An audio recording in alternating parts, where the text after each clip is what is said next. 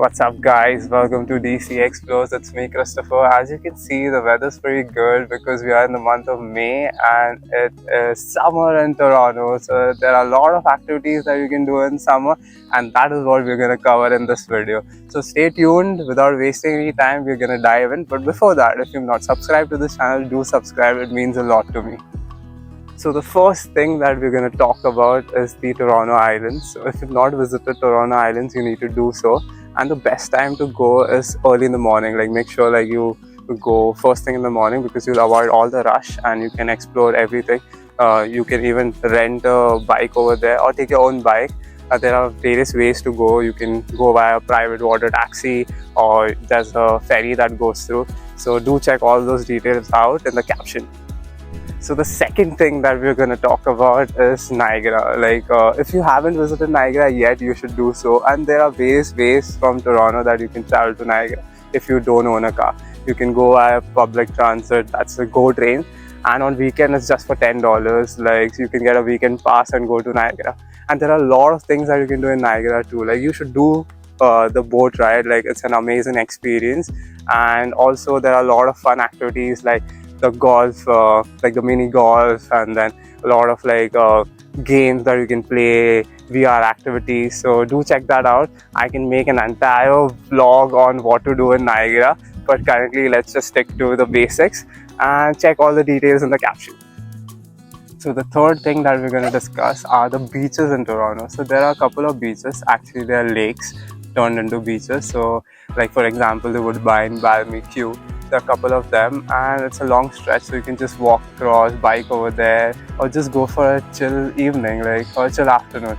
You can just relax over there and it's pretty soothing. Like I normally used to just relax, just go there, hear the waves. It's really calming, so you should do that. So fourth on the list, we have the festivals that go across in Toronto in the month of summer, from music festivals to food festivals. So each community in Toronto will have their own festival. For example, the Greek town will celebrate the Greek festival.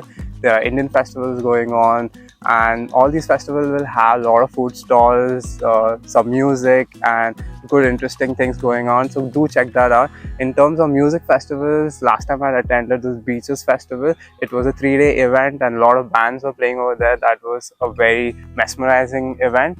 And also there are a couple of free music concerts that are happening in Toronto. Do check all these things out on To Do Toronto or many other pages on Facebook.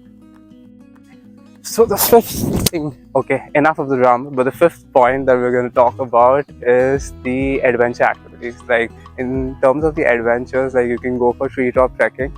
Like treetop trekking was one of my best experience in Toronto last summer. So if you haven't checked that video out, I'm going to link it in the description. And also you might be seeing an I button up there. You can just click that and it will take you to the treetop trekking video. And other than treetop trekking, there are like a couple of other activities like kayaking, canoeing, and then going for tubing. Like there's a tubing place close to Toronto near Elora Gorge. You can get your own tubes or you can rent the tubes over there. It's a fun experience, so you should do all these adventure activities.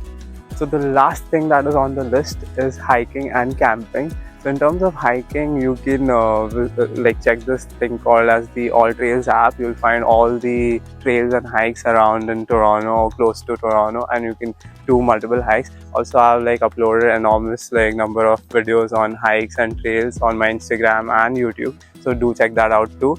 And in terms of camping, you can book camping spots. Like there are many provincial parks that offer camping stays, so you can do that, though you need to book them way in advance if they're popular, but there are like spaces and slots available. Do check those out on Ontario Parks, and it's a wonderful experience. Last time I visited 2 camping sites, and the stargazing at night is really wonderful, so you should do camping. So that's pretty much it which I had on my list for the things that I could do in summer. If you have any more items, please do comment down. I would love to do those things this summer because I have pretty much done all of those things. And until then, take care, like this video, subscribe to this channel, and share this video with people who've just moved to Toronto.